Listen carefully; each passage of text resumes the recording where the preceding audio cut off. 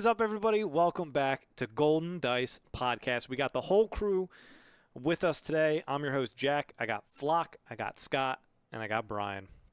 And Flockton is stanky. Flock is stanky. I can smell him from here. But yeah, we have. We're gonna run through spoilers. These are going to be the ones that are on SpooDB and are officially spoiled either by FFG or like a content creator. So there were a bunch of ones that came out of stores opening their product for singles, and they're just not like super good images. There's like generally 3 or 4 on there at a time.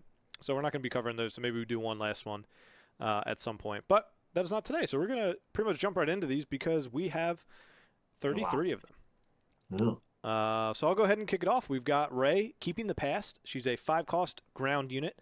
Vigilance, Heroism, 4 attack, 7 health, Force, and Resistance traits. While playing this unit, ignore her Heroism aspect penalty if you control Kylo Ren. And on attack, you may heal 2 damage from a unit. If it's a non-Heroism unit, give a shield token to it. And she is a legendary. There's not a lot of crazy good 5-cost in Hero Vigilance. So I think she feels like a decent spot there. It'll be interesting to see if the early builds for Kylo Leader are not in blue. They've generally been yellow or green. You've seen people trying to push. So she's kind of in a weird spot. I think her on attack is good, whether or not you get the shield. So don't be pressed about putting her in hero decks. I think she'd be really good in the mono decks. And then when you start to splash other colors, then it's like in Turret Red. Do I want to play Poe or do I want to play Rey? Probably Poe, but different decks do different things. Force might matter more to what you're trying to go for. So I think she's good, but isn't crazy flashy. Is my take. Yeah, you're right about that 5 spot for blue. Because I was doing the mono Luke deck, I was like, ooh, Vigilant Honor Guard or Rugged Survivor. I'm like, for my 5 spot. But still, this one I don't know if I want to put in that just because the ability is a non-hero and it's almost all heroes in like the Luke deck. So it's like, but you can I still feel like heal, this gonna be at least only part of the abilities. Yeah, but getting all of those abilities off, you won't be able to do that. So yeah, you'll do the healing, but you won't be given the shield. So I guess in the Luke deck, Luke's already given the shield. So, but yeah, if it's that spot for the 5, got Force, it'll be decent. I'll be happy pulling this legendary. I do love the art too. It was a hot topic. I love the anime style of the art.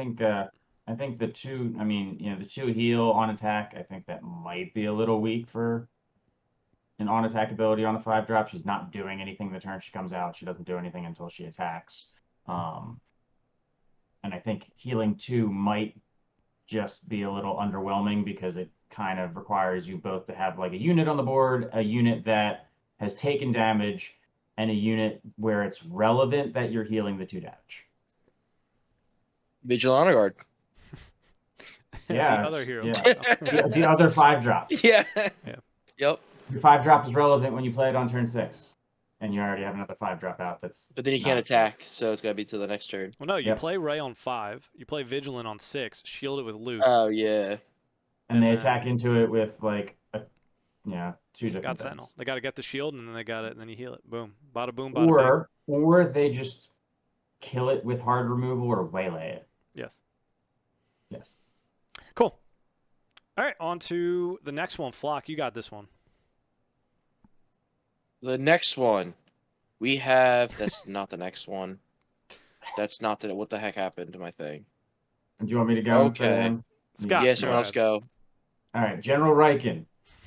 He is a 6-cost. Command, Heroism. He is a 5/7 Rebel official. Well, I guess I don't think official matters in light side just yet. He has a when played / on attack. Choose a friendly unit. It has Sentinel. Give an experience token to it. Otherwise, if it has Sentinel, it gains Spirit experience token. Otherwise, it gains Sentinel for this phase. So he seems, he's basically like a Gladiator Star Destroyer on repeat. Which, the main weakness of the Gladiator Star Destroyer is that, you can just wait its effect out. You can't really wait him out. So I think he is, pretty good in that slot. We'll see, he plays into a style of heroism deck that we haven't seen as much of late, to begin with, lately. To begin with, which is more like control style. Even the decks in like heroism that play a little later have been more oriented towards like a U-wing reinforcement to like flood the board so that they can like make attacks and things like that, as opposed to just keeping their engine going. But I think he's pretty good in that role when that role matters. Why does this dude got Vader stats? Because he was the leader of the defense of Hoth. Come on, put some respect in his name. And Vader failed at Hoth, dude. I have no respect for General Rieekan. I'm just saying. He successfully evacuated Echo Base. Never mind. He's cool. He's cool. He's a good guy. Look at that hair. He's a good guy. Wafted and lethal. Is there any 5 in green, 5 Sentinels? 5 drop? All I can think of is Echo Base at 3 and Bright Hope at 4. Vigilant Honor Guard in blue. That thing's about to pop off, dude. Mm. Yeah, I mean, seems interesting, but it's like even some of the way the Rebel decks have been going. I mean, it is relevant that we get another Rebel trait, right? There's only a handful of them, so you want to look at each one you get on set 2.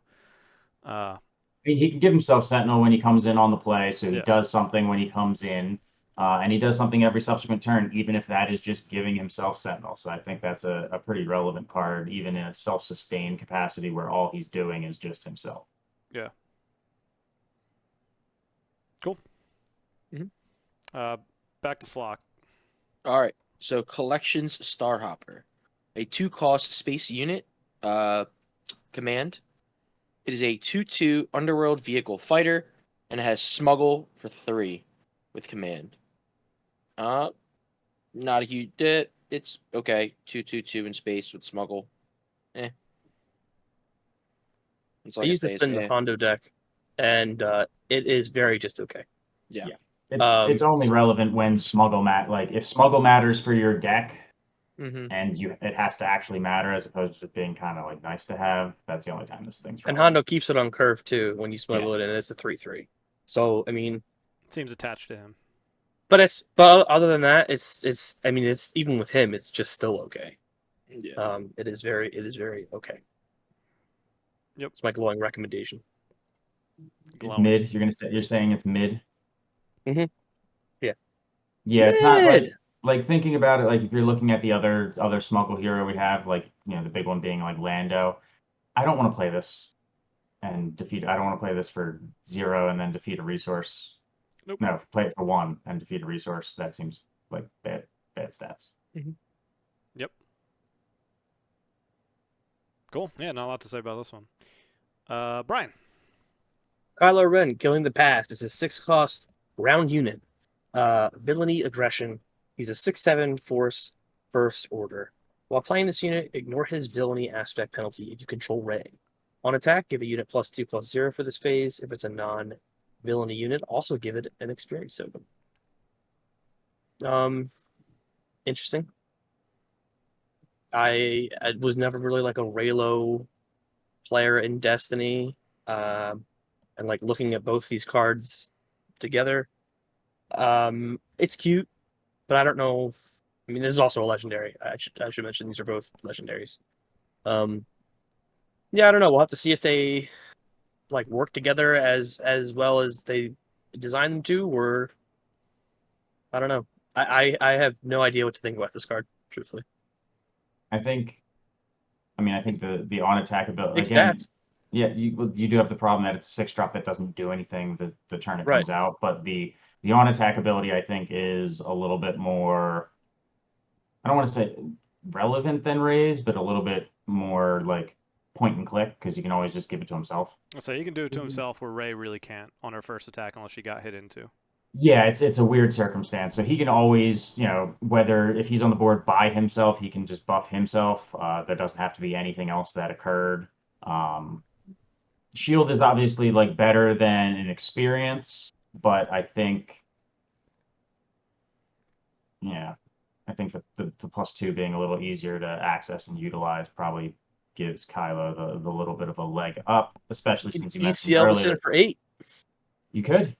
So What do you need to kill for 8? I But don't yeah, know. you General could do it. Rieekan Yeah, General Rieekan. You'll kill with damage to spare. So. yeah, with damage to spare. But I mean, you could just ECL him in for 6 and buff something else. He at least could make it into, like, I could see him make it into a Rey deck. Where, like I said, Kylo probably, or Rey doesn't make it into Kylo decks, but Kylo can make it into Rey decks because she probably is going to run red due to Force. Yeah, I think there's more benefit for her to run red than for Kylo to run red at this point, just because of the way he seemingly looks to operate. Like, he obviously is going to get support cards later, but I don't think there's that much in blue that I would say is like supportive of his. Because he wants to be aggro and burn himself out. Yeah. Yeah, and that 6-cost spot is getting crowded too. I mean, yep, he's going to be fighting a couple different people. So, yep. Maybe not. He just looks very swole. Yeah, he looks very like. Swolo. I'm surprised. I'm surprised he doesn't have a shirt off. I wish. It's weird that they went 2 different directions on like these parallel. Yeah, I would have expected this to be like literally like the same frame, just the opposite thing, and like you put them together, like when they're hyperspace, and it makes one scene. I feel like that's a missed opportunity. I wish Kylo Ren's showcase was just him shirtless, Ben Swallow, like that scene. Yeah. Where he's like, "Could you put a shirt on, please?" But anyway. On that note, yeah.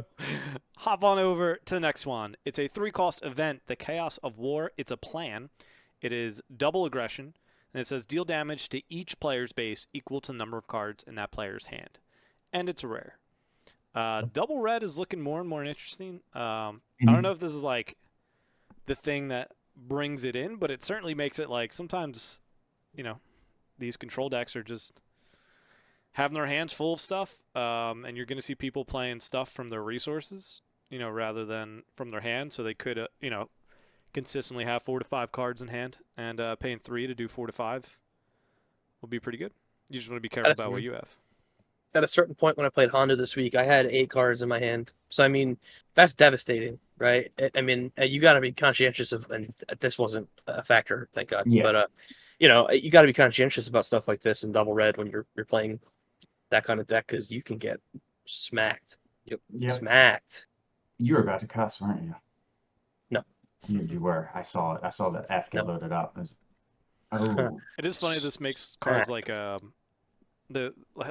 greedy like green villain control, or even a green blue, and then also red blue of like past turn 1, Power of the Dark Side, Childson. Like they're generally having extra cards in their hand. And I know even like what's the I Am Your Father, the choice, like. Mm-hmm. Sure, you can draw.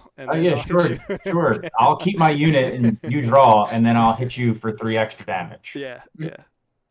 I definitely think like adding additional burn cards makes, say like a Sabine mono red deck, which was already a deck that was workable in set 1. Yeah. It was probably like the 3rd best Sabine option, but it was like a rogue Sabine option that you could definitely run, and adding another burn card to it means that you can deal a lot of damage without actually having to have any units on the board.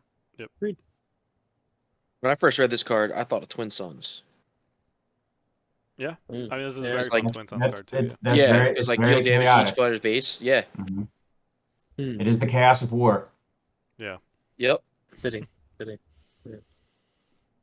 Flock. Got the next one. Nah, it's me. Yeah. Scott. I messed up the order. Well, I was going back to the original. That's what, because I just go down in how I have it in OBS, so that's why I looked at Flock. It said Flock. All right, well, now it's me. All right, Hunter of the Haxion Brood.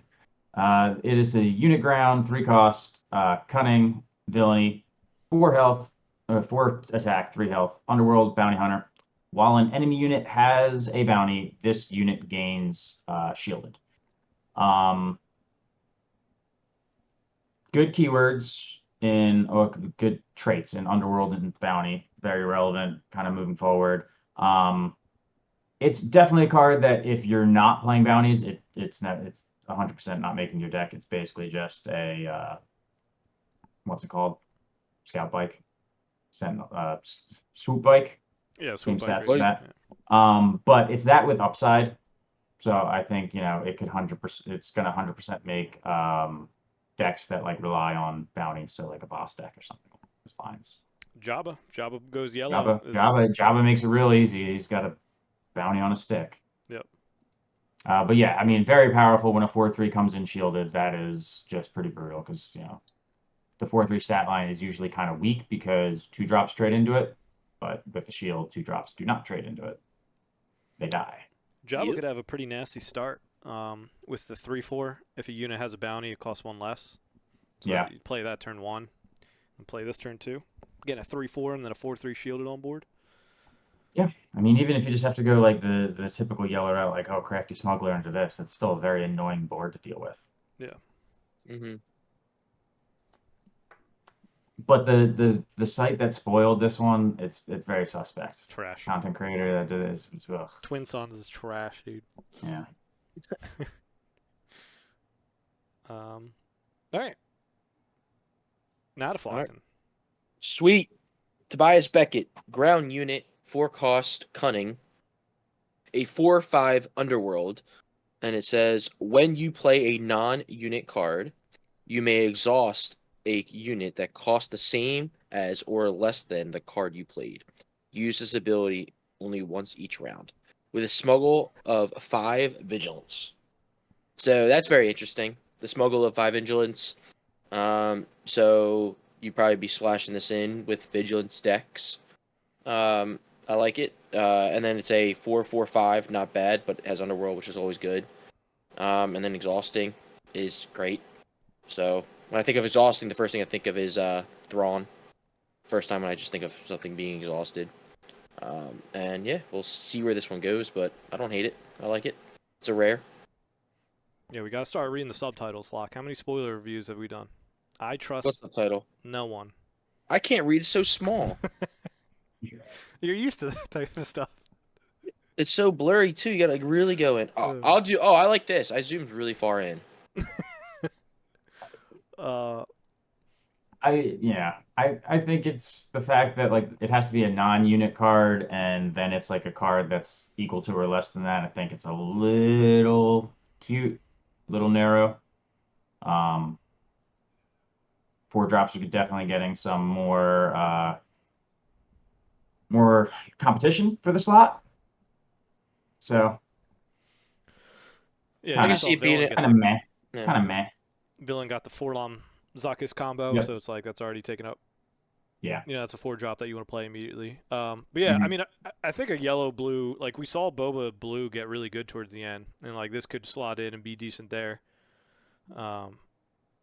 You know, you bounce the big thing, can tap down something small to like stop stuff that can definitely add up, and then super laser blast eventually, you know, can like stall in for that. Yeah, there's probably something, you know, close to there, since you're, you know, having to combat your opponent trying to go wide on you. Yep. At least until they get super laser blasted. They're trying to go wide so that they can get underneath you before you do that to them. Punting becomes even better. Already great. Yeah. Already great, even better. Exhaust 3 things. Bounce just 1 imagine thing. 3 things, bounce 1. Huge. But then again, kind of, yeah, well, it depends. That's a 4 cost, but it could be a 6 cost if you're just running it as a. We also have a really good payoff though soon of yellow. That's faster than Super Laser Tech that we can circle back to on. Yeah, that's fair. That payoff. Brian, you got the next one. Cade Calican, Ambitious Upstart is a 3 cost, villainy only ground unit. He's a 3/3/5 bounty hunter. When you play another bounty hunter unit, you may deal damage to it. If you do, ready this unit, use his ability only once each round. That's good. He's good. And he goes anywhere. He's just villain. Yeah. I mean, Boba was a 3/3/5, and look at that. Legendary. This guy's just uncommon. Single aspect. Yeah, it's 3/5 stat line. It's seems to be getting a little popular lately. Yeah. I think we're starting to see the fact that maybe 3 drops. I mean, his is a little bit more surprising, but 3 drop double aspect with like no ability or specific ability are like 3/5s now. Because there's another yellow hero one that's just a straight 3/5. It just seems to be kind of like a ubiquitous thing. Whereas in the first set, Boba was like, "Whoa, shit! He's got two more, more health than he needs." Pretty good. I mean, you could really burn this guy out quick in like a Grand Inquisitor deck where you're just like, popping him for one, readying him, then popping him for one again, readying him. Well, you deal 1 damage to To another bounty hunter that you play, not him. not to him. Okay, I'm thinking, I read I mean, that. Grand completely Inquisitor wrong. would do the damage to Toro Yeah, for his reset, but Toro's ability you deal to the bounty hunter that you play. So yeah, 9 each turn seems pretty fair. But I pretty mean, good. that's certainly like he's definitely gonna die. 'Cause, Yeah. Like if 3/5 does become the standard, like then I assume other cards will also like rise to meet that too, right? It's not like we're just getting a bunch of new 3/5s and there's not good control stuff being printed. So I mean, he's definitely gonna die to something. But he certainly, if he can get off and get 6 into your base before he dies, he's gonna feel pretty good. Yeah. Or to their base. All right. On to the next one. We've got our Red Hero Leader. Han Solo, worth the risk. Action, exhaust him, play a unit from your hand. It costs 1 less, deal 2 damage to it. He has Underworld trait and Epic action. If you control 5 or more resources, deploy him. He is a 3/6, and then he has an action. Play a unit from your hand. It costs 1 less, deal 2 damage to it. So on his leader side, his unit side, he can do his leader ability as many times as he wants. It doesn't exhaust him. There's no only once per round.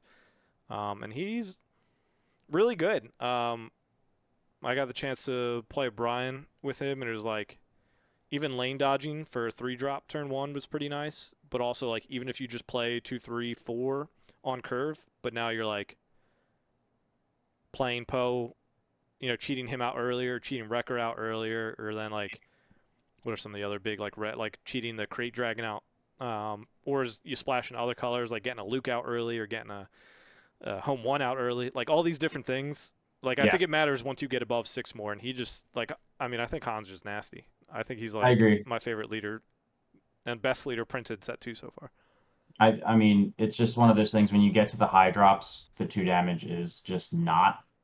It doesn't matter as much because the things that were going to take them out already had the attack that they needed to take them out, or they're just hard removal spells that don't really care necessarily because you're not getting down to like the takedown level necessarily. Yeah. In a lot of cases, but it's really really strong. 3/6 at 5 is fine. I mean, obviously, like whatever they were smoking when they made Boba a 4/7 at 5, they stopped smoking it because that's a more realistic stat line. And the fact that like it just becomes an action when he's flipped as a leader is pretty funny and interesting. Caveat: this does not work with the Stolen Land Speeder. In case anybody still was holding on to hope or thinking that interaction actually worked, been clarified by the devs. Yep. Rules actually work as they're written. It doesn't work. You have to do the cost fully before you can do any of the when played. So like same thing, you can't pay 1 for a crafty smuggler because you would kill it before it even gets the chance to shield. So any shielded units will take the 2 damage before. Yep. Which I mean, sometimes like that makes them actually like very relevant with shielded units because a lot of times you're like, all right, my health is irrelevant because the shield acts as what it is. So you're fine with a say like a 4/3 with the shield coming out early and being a 4/1 because it's still gonna get 2 trade. It's still gonna get to bop something twice. Agreed. You'll be seeing lots of Hans. And he's just a common, so he'll be good in draft too. I guess draft, but seal, release, draft, all that stuff. Yeah. All right, Scott. I always forget. I always like struggle saying this guy's name, so I just immediately go like elephant. Ephant Mon, head of security. He is a unit ground, 5 cost, command villainy, 4 attack, 6 health, underworld trait. On attack, choose an enemy non-leader unit that attacked your base this phase. A friendly unit in the same arena captures that unit.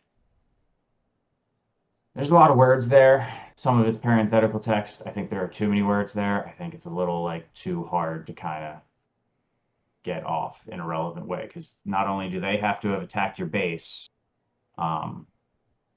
he then has to attack after them. It's just there's a lot to go on with that. In the same arena too. In the same arena. yeah, I think maybe if it was not in the same arena, I think he'd be more. Yeah. He's Sad definitely this is an a rare. easy trigger for Jabba though.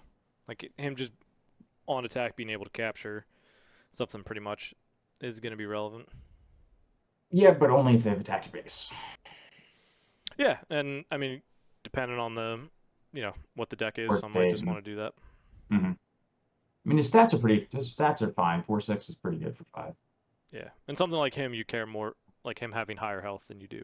Yeah, higher you'd attack. rather him be able to stay around and like eat a 4-drop, have somebody capture something. Yep. I just think it's a little too many qualifications. Yep. Cool. Flock. So we have a bounty next. Deathmark, 2-cost upgrade in aggression. Attached unit gains bounty, draw 2 cards. 0/0 for its stats. Yeah, it's a pretty good bounty. I mean, for 2, you get the draw 2. Not the best thing in the world, but if you're trying to fill up your hand after you're playing, because you're probably playing this in a bounty deck, so you're probably playing multiple cards per round, so you're going to run low on cards. So this is a good way to get a bounty on there, get your other units to possibly do more damage with the bounty out there. Then you get to draw 2 cards back to, keep up with resourcing and hand size going forward. So I like it. 4 cards with Bosk. Yeah. Yep. Draw Arnsas 4. Bosk.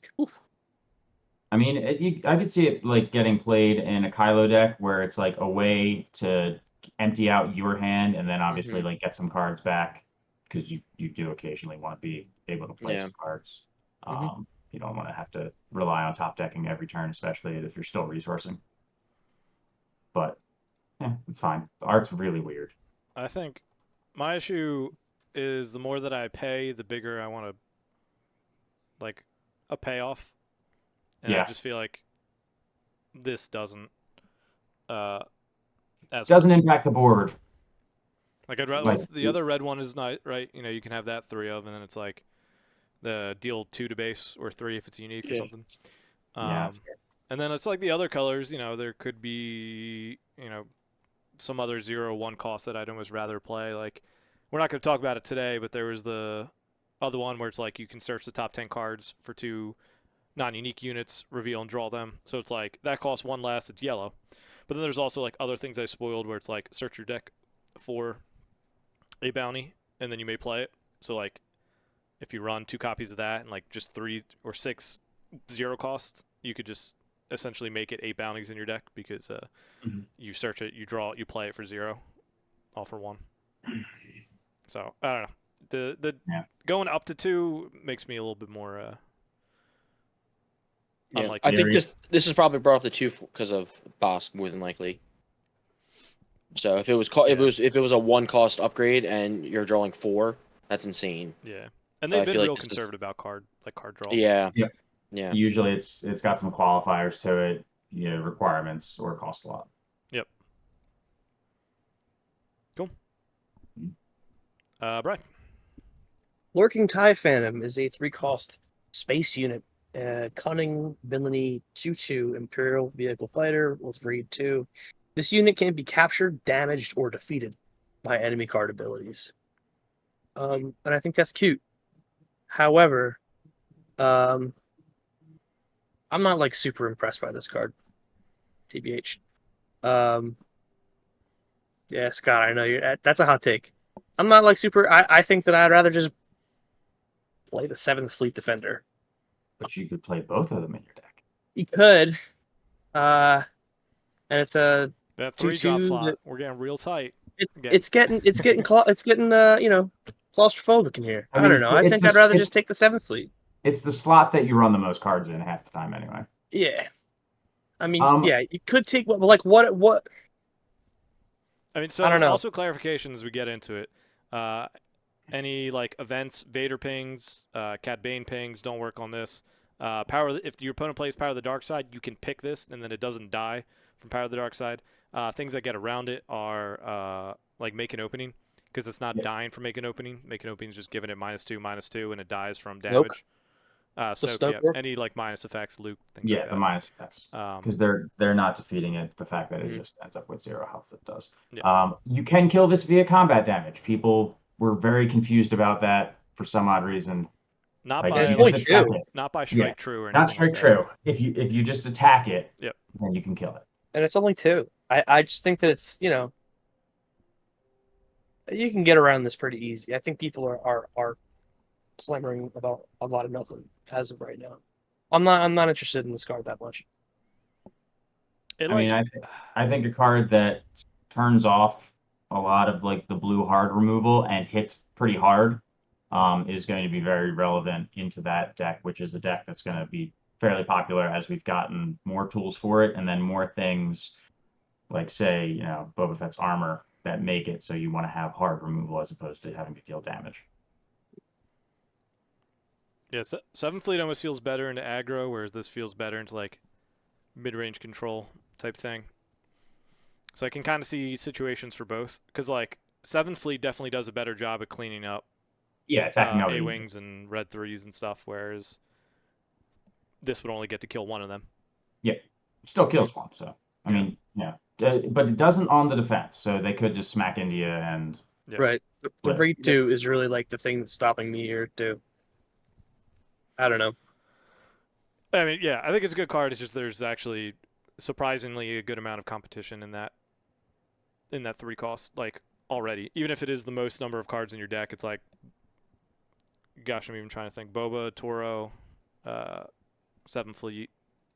There's a bunch in there. So, Toro requires you to be running enough bounty hunters for it to be relevant. Yeah.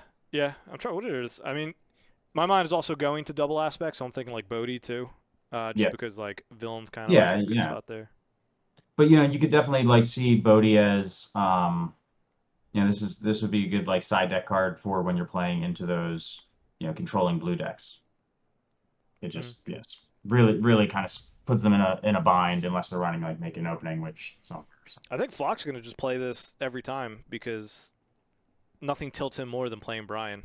And then what are you going to do? Oh, you're going to claim first action turn 1? Oh, you're going to power the dark side? I called exactly his play, and he was like, "Oh my god, shocked." You called the most telegraphed play in the history of." How could you see this coming? Possibly. How could we have foreseen it? All right.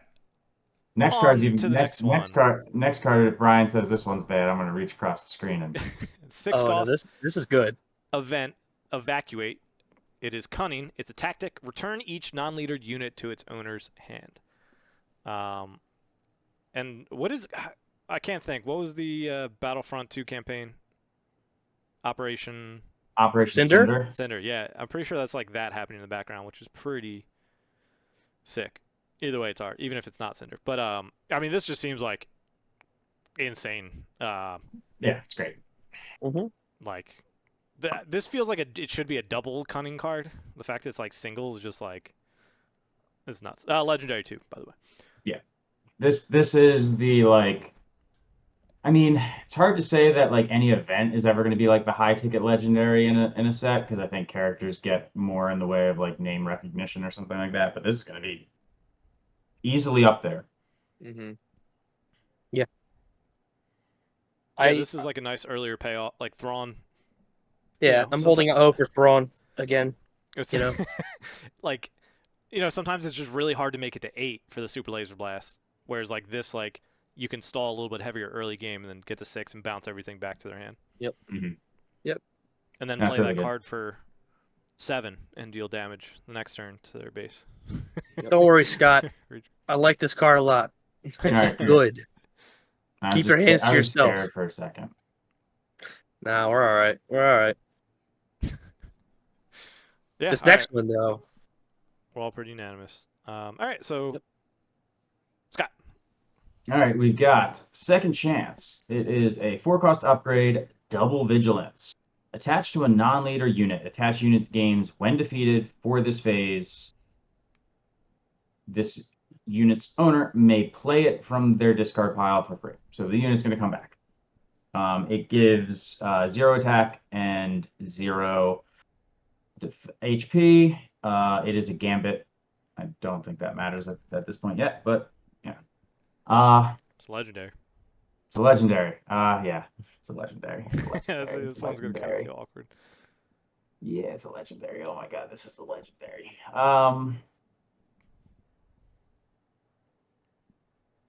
So do you all have collective PTSD or? Yeah. Maybe, Where's the yeah, ammo that's belt? kinda I what need I'm- the ammo belt first. Oh, that's restock. Yeah. Restock is right there. Stocks the ammo belt. It's the type of thing that it's not going to be relevant until it's degenerate. Yeah. How long will that be though? I don't know. Probably a while. The double blue helps that to be a little more. That's what, like, yeah, you now have to Reasonable. narrow what it is. So it's like, okay, all right, this on Luke is obviously, like, pretty nice because then he's defeated and then he can come back and -6/-6 something. But, Yep. like, I don't even love doing that, and that's probably, like, the highest end It's of blue so, right that's now. so. I mean, it's good removal, but it's so slow. Yeah. It's like requires him to live for you to play this on him. Yeah, it's just if it weren't a legendary, I'd be like, okay, what? And also just, like, pumping 11 resources into that, like, makes me nervous. Yeah, for no stat benefit. Yeah. Yep. At that I am point, glad just that it's. like, just ignore him. I mean, yeah. I am glad that it's non-leader though. I'm glad that stipulation is there. That But would it be- all- that would be stupid. Well, I But mean, it fundamentally wouldn't work. It could. That's it true could, too. 'Cause But I'm it- saying if it had the same effect, Yeah, like, it didn't people have in to the say. second- It didn't have to say non-leader because your leader never leaves play. But I'm and just is never- saying if it was the same principle of like you could redeploy what your literally a leader. second chance, a that'd be redeploy of your leader. Yeah, I think the Yeah, crazy that'd be thing is awesome. also it's also doesn't have non-vehicle too, so your vehicles can get it too, which is Oh, Gonna be Avenger's interesting. the other thing that I was. yeah. Like, that's Yeah. nice, but then that's even later game. But it is I funny. mean, that, like, obviously, if you get to Avenger, you're At probably least winning the game Avenger already. puts but- on like a lock situation where it like locks your opponent out. Yep. Yeah. So like you could see that where it's like that's your end game is applying the Avenger lock, and then you're like, I'm applying the Avenger lock plus. Yeah. Yeah.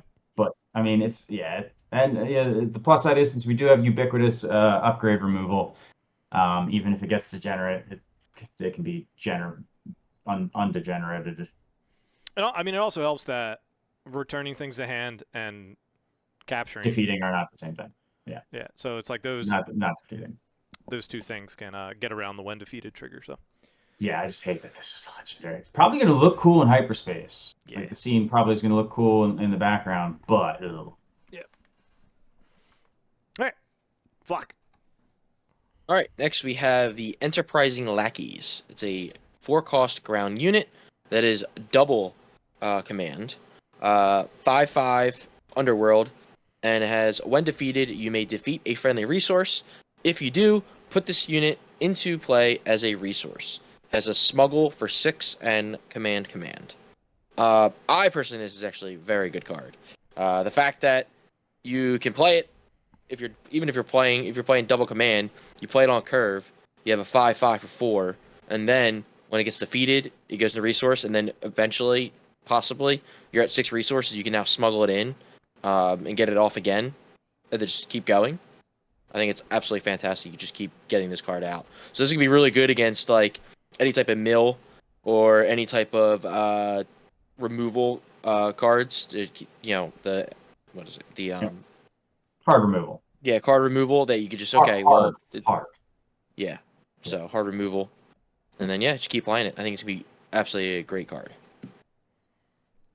Yeah, even just playing a 4/5/5. Yeah, doing it's it just- for OB. It could have been blank, and I'd been like, "This is Yep. fine." I'll play it in a double command deck. Yep. But yeah, no, just like Flockton said, just the fact that like it doesn't go away means into those like heavy control decks. It's like fine, kill it, bring it back. Yeah, It's you're you always under never threat. you never get the. It's like how like you see some decks sideboarding in like the Emperor's Legion. Just because it's like, all right, if I refill, if you super laser and then I can refill the board again, doesn't do much. It's like, all right, well, I'll just keep bringing this guy back and forth. You have to kill him how many times? He's 5. He's 5/5. That's relevant at 4. It's extremely relevant at 4. And then even at 6, you're not hating that. Mm-hmm.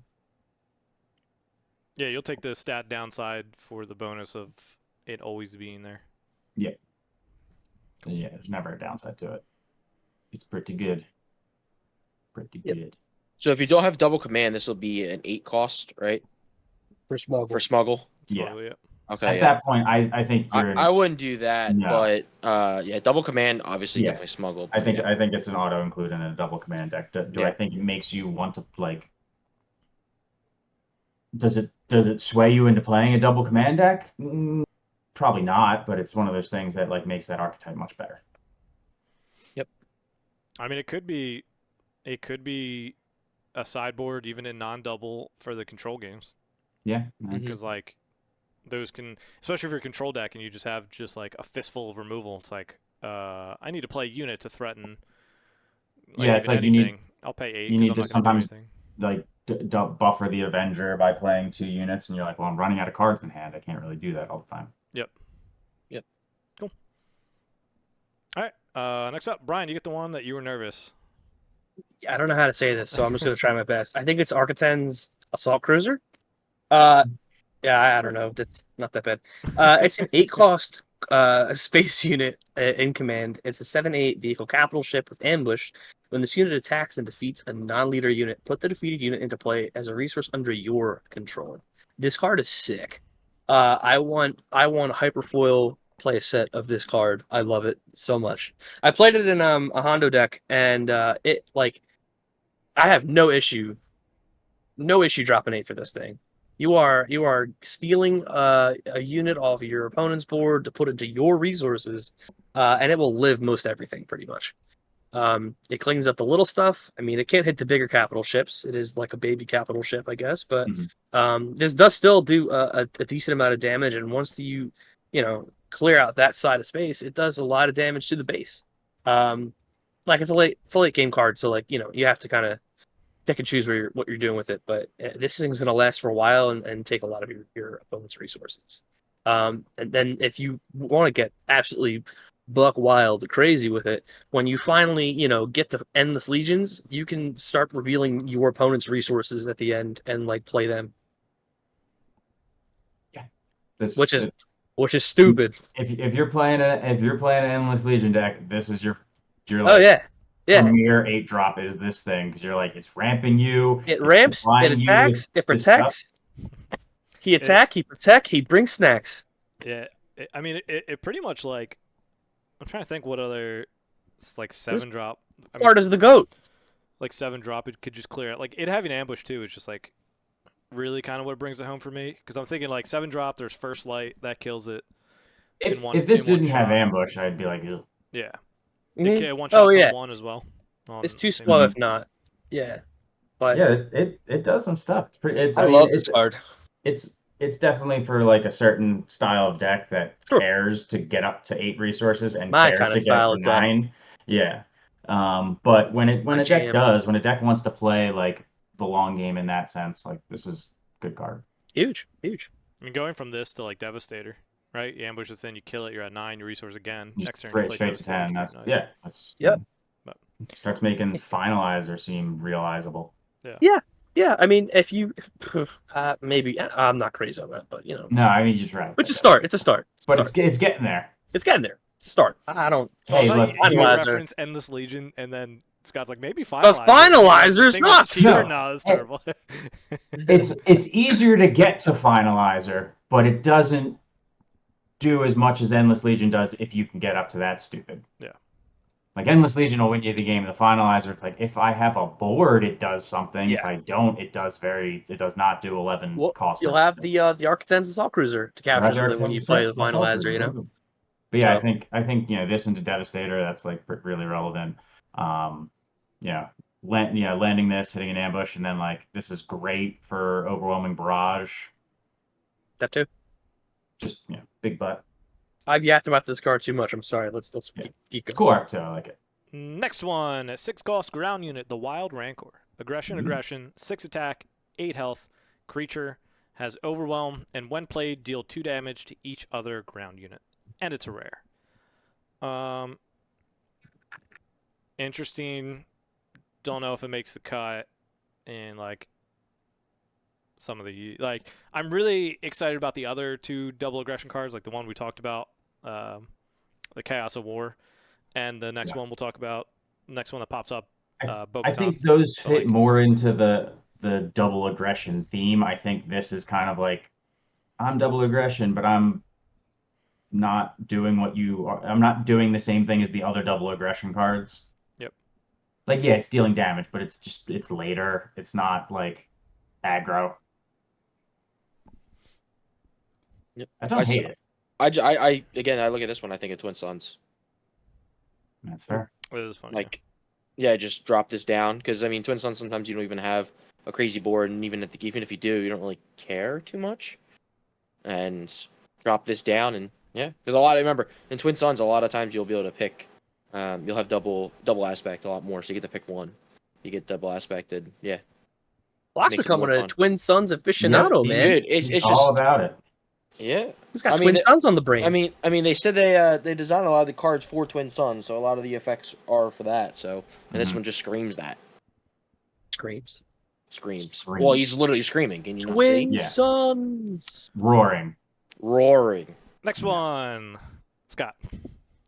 Daring Raid. It is an event. It's a tactic. It's 1 cost aggression. Deal 2 damage to a unit or a base. Yeah, this is good because it's damage to a base out of hand. The 2 to a unit feels never super relevant. I'm sure there's times If, where it could if be. it's but ever relevant, you're like Happy Christmas Land, but like you're just like, yeah, I got an extra resource. I'll deal a damage to a base. I hate this card already.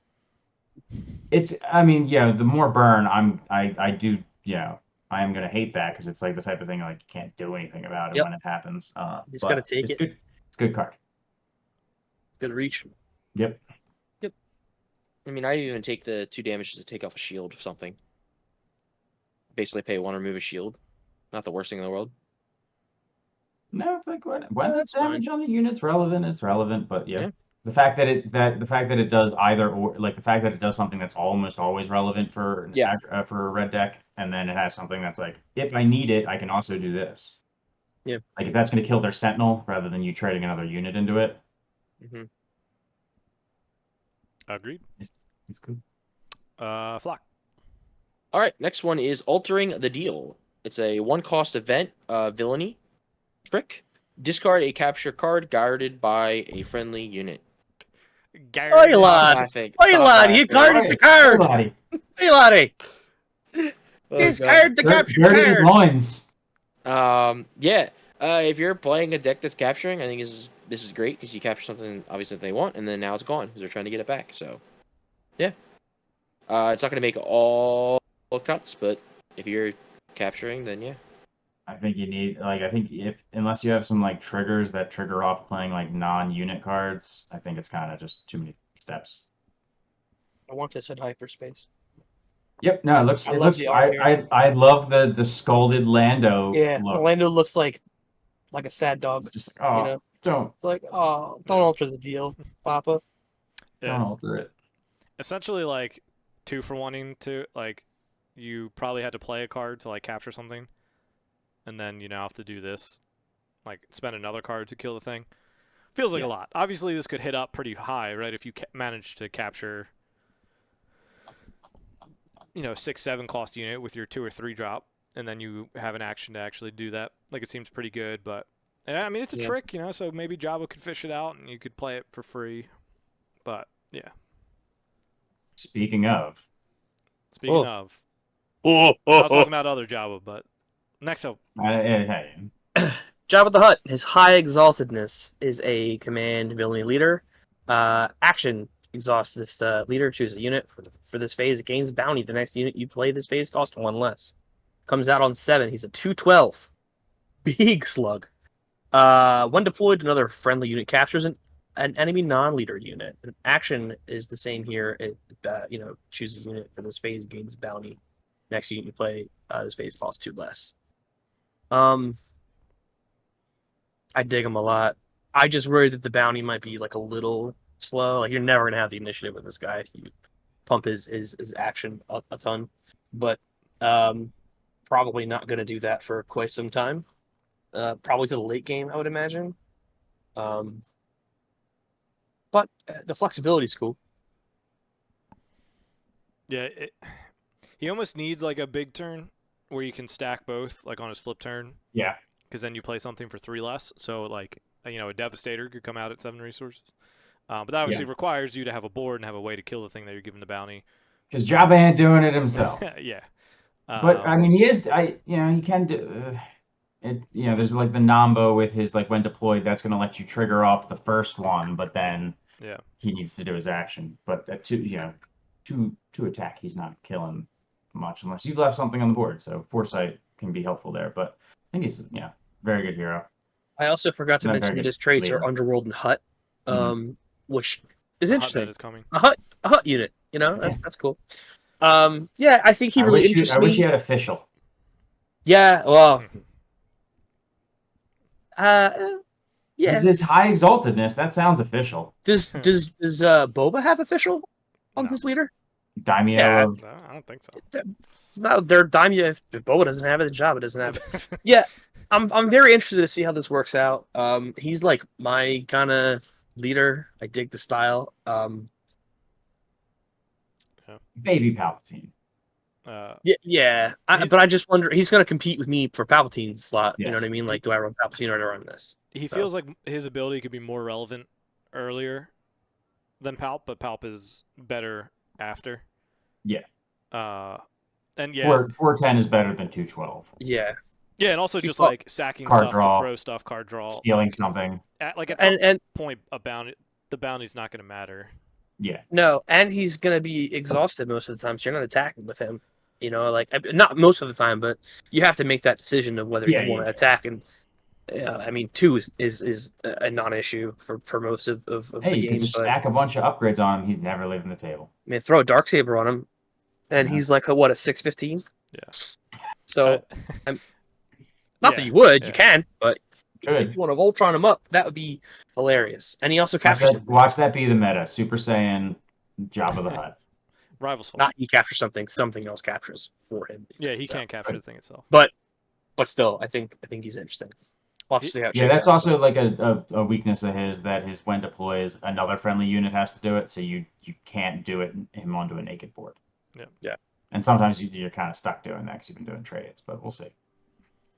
Yeah. I like the art a lot, so it kind of stinks that like you pull a showcase and you like lose this art, gain new art. It's not bad. You lose Salacious. You lose. I don't think he's in the. Let me double check. Yeah, I think his biggest downfall over Palp is that he'll want to do the bounty so much that when you don't, it'll kind of feel bad. And then like, basically the timing of like Palp can like claim early and it's not a big deal. Yeah. Whereas like if you slap a bounty, but then you're like, crap, I need to claim, so I have initiative, so I can not have die. Priority. Yeah. Whereas like if you're constantly doing the bounty, you're just never gonna have initiative, and you're always gonna just die. Very slow. Mm-hmm. So yeah. All right. On to the next one, Super Commando Squad. It is a 5-cost ground unit, vigilance, villainy, 4 attack, 4 health, Imperial Mandalorian Trooper, has shielded, and while this unit is upgraded, it gains Sentinel. It's a common. Obviously, good synergy with Gar Saxon. It will be a 5/4 Sentinel shielded on play. Imperial, Mandalorian Trooper, all pretty good traits as we've seen so far. So I think there's a good amount to like for this. This thing's great. For this card, yeah. Draft it. If you see this, draft it. Yeah. Mm-hmm. It's super It's strong. common, so you'll definitely see it. You'll definitely see it. But like, this thing's super strong. The traits kind of like push it over the edge for me, just because all of those are like pretty relevant things. So it's going to have a lot of different like tribal decks that it'll find its way in, and just that's a very relevant stat line coming. Yeah, that'll ward off. It'll kill all of the most of the 4-drops. Oh, not most of the 4-drops, like a decent amount of the 4-drops that come in for 4/4. Yeah, super good. Best with Gar. Yep. Cool. Next one, Scott. You got Sugi, hired guardian, yeah. I was like hired gunman. I'm like, that's what it says. 4 cost, double vigilance, underworld bounty hunter, 4 attack, 6 health. Pretty good stat line. While an enemy unit is upgraded, this unit gains sentinel, smuggle, 6 cost, single vigilance. so you can kind of get around the double vigilance thing if you want to smuggle out.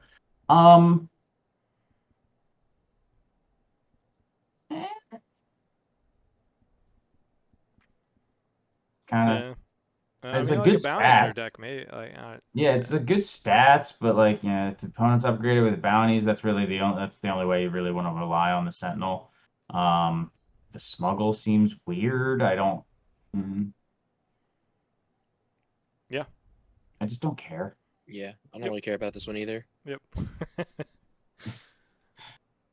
I also don't care. It's Make it unanimous. Yeah, I'm not a huge fan of the Sentinels or any of those that are like reliant on like a board state that the enemy can really control a lot of the times. And then yeah, obviously if you have bounties, you can control it, but how many bounties are we really running? How many times you can have them? So that's the issue.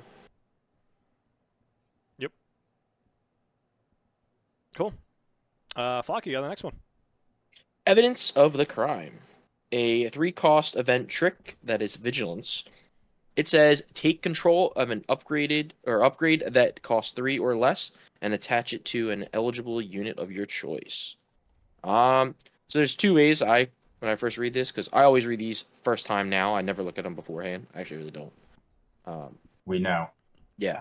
Are you even truly reading them now? No, I just read the words and then I try to process it after. I look at everyone's face when I'm reading it and see if I'm saying it right. He actually just heard what Ray does. So. Yes. Yeah, so this could be pretty good because, take control of an upgrade that costs 3 or less, so you could take enemy units. I mean, taking like a Jedi lightsaber if you want, as long as you can put it on. So stuff like that could be good. Put on your unit, you get to choose. Also, you can also move bounties if you absolutely want to for 3. You can move bounties to an enemy unit. So they put a bounty on you, you move it back to them. I don't know if you really want to do it for 3, but it's a trick, so you could play it for less. Overall, it's a rare, so I mean, it's going to possibly see play when you find the right deck. That's my take. Yeah, I'm there with you. Obviously, it's nice if you steal a Jedi or a Fallen or like one of those big upgrades. But I do think I like that you pointed out the bounty stuff too. I think that's interesting. But I have a hard time seeing how frequent it'll go. All right. B Ryan. Salacious B Crumb. There's no B. I know, I'm so mad about that. Why not put the B there, brother? Obnoxious pet. Me. As a 1-cost command villainy ground unit, is a 1/3 underworld creature. When played, heal 1 damage from your base. Action, exhaust. Return this unit to his owner's hand. Deal damage to a ground unit. He is a McClunky Jr. I like this card a ton. I don't quite. You're gonna have to sequence it right, and it's like one more thing you have to do. If you have the time, it's something else you can do. But healing a damage is never the worst. For one, there's plenty of times when you have nothing to do in the late game, and this, plopping this down for 1, returning it back to your hand, and kind of like healing as much as you can with Crumb. I think that's fine, like a Palpatine deck or a Jabba deck, But I just like Salacious Crumb, so yeah, I'm gonna want this. Funny enough, whether it's good or not. Obviously you are thinking like a Jabba deck, but part of me is like, this guy is a great trigger for Palpatine. Like you'll be able to steal stuff. Oh no, I love this. This is a stable to Palpatine card. Just between 1, you need the heal. 2, you're playing Yularen, which more heal. And 3, you get to do what Palpatine needs to get done. Yep. Sure. Cool. And he's got enough health to like not die randomly. Yeah. I love him. It'll take like an effort of them having to attack into a unit, for that, which is good. He's great. Where's the B? That's true. Is that FFG? a playmat? Where's the B? They're not playing mouse pad. It's a mouse pad. Yeah. That's amazing. I love that. All right. Next one, more Jabba synergy. We have Jabba's Rancor, 8-cost ground unit. Is that his name? Batiza? Is that how you say guess it? so, yeah. I truly have no idea. Command, villainy, 9 attack, 9 health, underworld creature. If you control Jabba the Hutt as a leader or a unit, this unit is his costs name. 1 less to play. And when played / on attack, deal 3 damage to another friendly ground unit and 3 damage to an enemy ground unit. So obviously, if he's in a Jabba deck as your leader, he costs 7. If you can stack Jabba's bounties, he will cost 4. I did a And quick has Google. 9 attack and 9 health. That is a lot. So that is his name, and that is also the Huttese for friend. Oh, look at that. Bib Fortuna gave Patissa to him as a birthday gift. Aw. I love that. That's some lore I didn't know I needed in Bro, my you're life. a bib simp, dude. Get out of here. I love this whole Jabba's Palace thing, dog. It's so cool. Love it. Yeah, I mean, if Card's you okay. in a Jabba deck, 7 for 9/9 seems pretty good. The on play can help you trigger his bounty stuff, and on attack can help you trigger his bounty stuff. And then also Jabba can soak up some of his Rancor's attacks. Yeah, that's kind of what you need. But yeah, I mean, if you can get him coming out early, 9/9 is pretty incredible, and he can clear out some chaff so that there's not that much on the board contesting him. I do have a question though. Yep. The way it's phrased, do you have to deal the 3 damage to a ground unit of your friendly unit? But if you have no other friendly units, do you still do 3 to the enemy? Yep. Yeah. Okay. Yeah, so you have nothing else. Cool. It's not deal 3 damage Then if it was to like a friendly that, unit yeah. to deal 3 damage to an enemy unit. Yeah. It's just deal 3. Cool. Do as much as you can. And this is the playmat art that we saw Game Genic Yes. tease, and that was a playmat for. So if you like this art, it's on playmat. Yep. Next one, Scott. Yep. We have Cassian Andor. Rebellions are built on hope. That's all you had to lean in. I know it's long, so I was like, wait, what does that actually say? I'm getting old. 3 cost, aggression, heroism, 3 health, rebel, 3 attack, rebel, 5 health. Again, that 3/5 stat line. We've got Boba's all brown. Smuggle cost at 5 with aggression and heroism, and when played using smuggle, ready this unit. I think he's pretty good. I mean, like Leia likes him a lot just because he's got a good stat line, and then like obviously playing him later, him coming in ready, that is very very relevant to like aggro decks. They don't necessarily care about the stat line sometimes later in the game. They need something that can do something now. So regardless of the fact that like you're paying 5 cost for 3 attack, well, if you're gonna have no attack, you'd rather pay 5. Yeah, I think he's nuts. I like him a lot. Yep. Because I liked even if it's Sabine, if you go, whatever, but like just Poe into Wrecker to back down to Cassian, like those are 3 pretty good drops in a row, and Cassian coming in ready for that, because Wrecker takes you back down to 5. That's the thinking there. But yeah, he's really good. I like him a lot. Wrecker's incredible. Yeah, all 3 of those cards are pretty nuts. Yeah, Those are some crazy Cassian cards. Or this. And it's an uncommon. Yeah. We thought we'd just legendaries getting that 3/5 treatment. Boom. This feels like it should be a legendary to me. I don't know. I think 3/5 is literally like their base double aspects. Yeah, I guess it's the new thing. And I was looking back at a lot of the old ones of set 1. It's like, yeah, I guess a lot of the 3 drops that were either 3/4 or 4/3, like they had like a keyword on them. And obviously he's a little push because it's smuggle. He's got abilities, but he doesn't have like. It's not like Boba and him and all the other ones are just blank.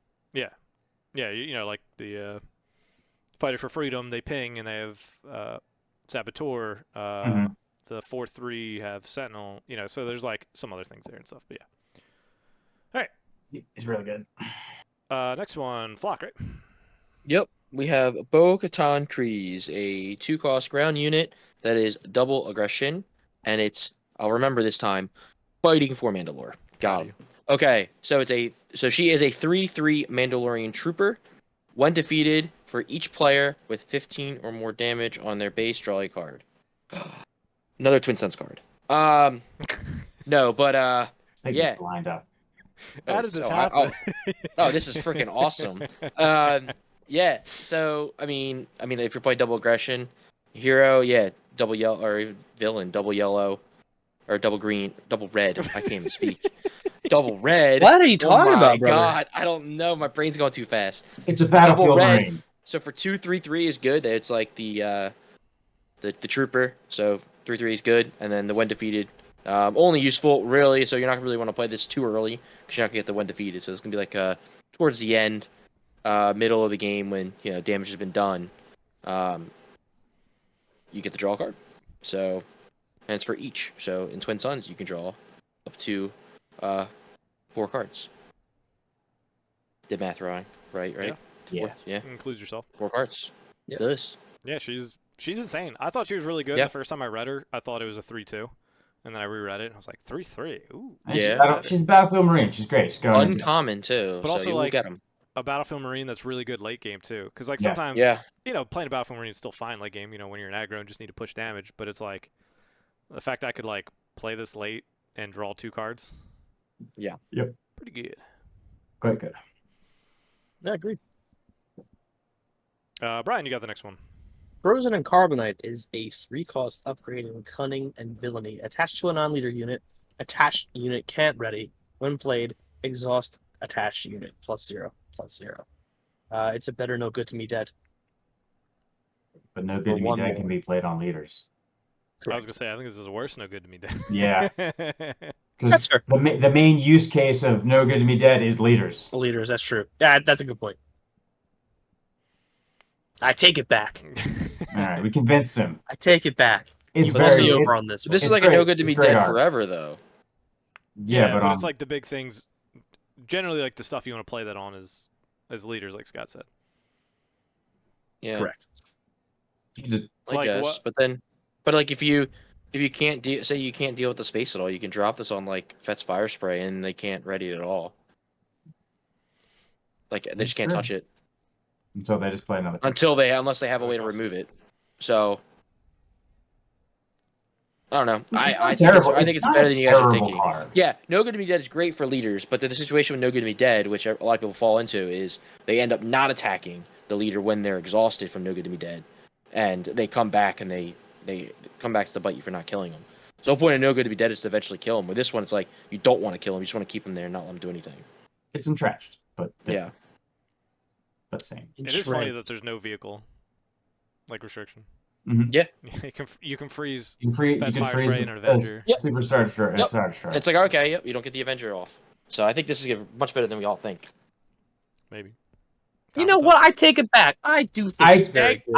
I take he takes flip flopping. Flock has Brian, converted me.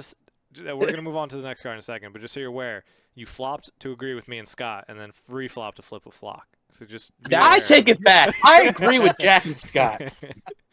All right. Don't agree with me. I'm always wrong. Next card, Privateer Sick? Something? Privateer ship. Sick. Sick. 2 cost, Sick. space unit, cunning, 2 attack, 2 health, fringe vehicle, fighter. While you control another cunning unit, this unit gains shielded. Nah.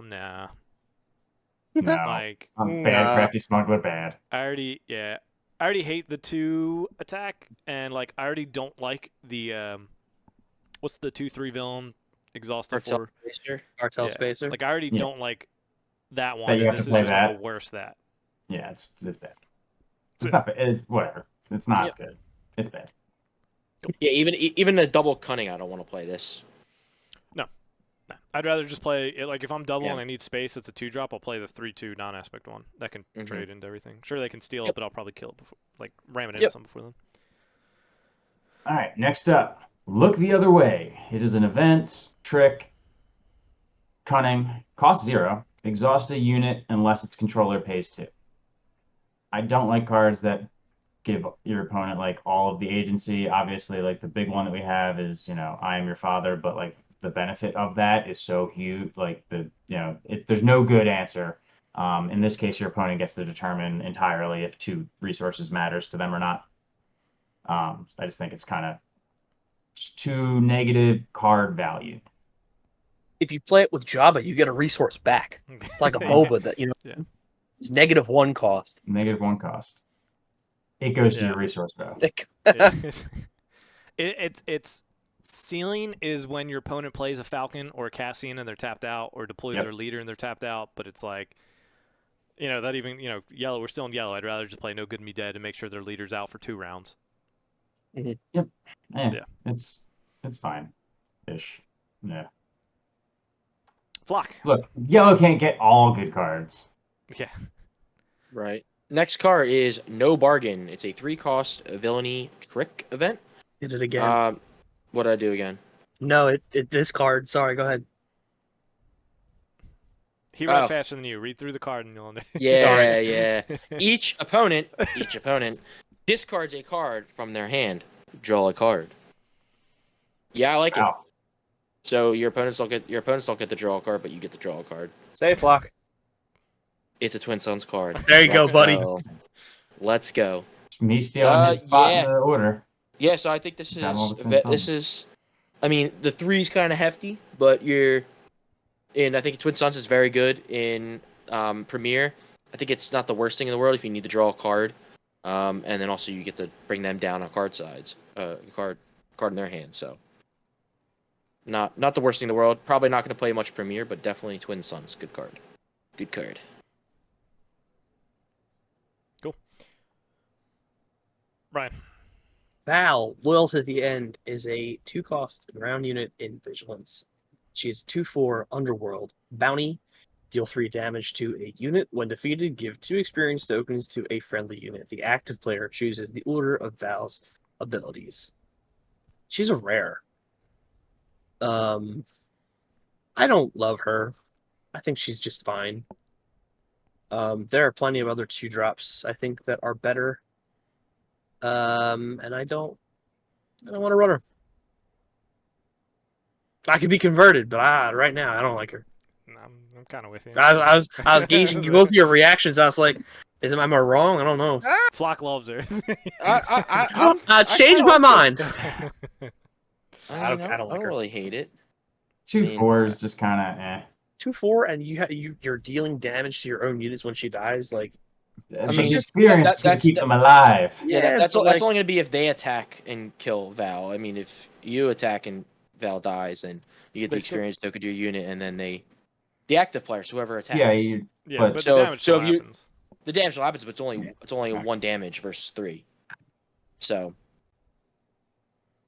he's netting 1 damage is what. Yeah. Oh, I was like, it's only 1 damage. Yeah. Yeah.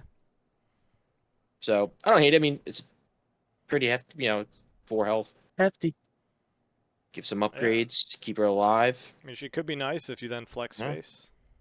Yeah. Another Underworld damage to a unit. No, never mind. I was thinking it was a ground unit. Never mind.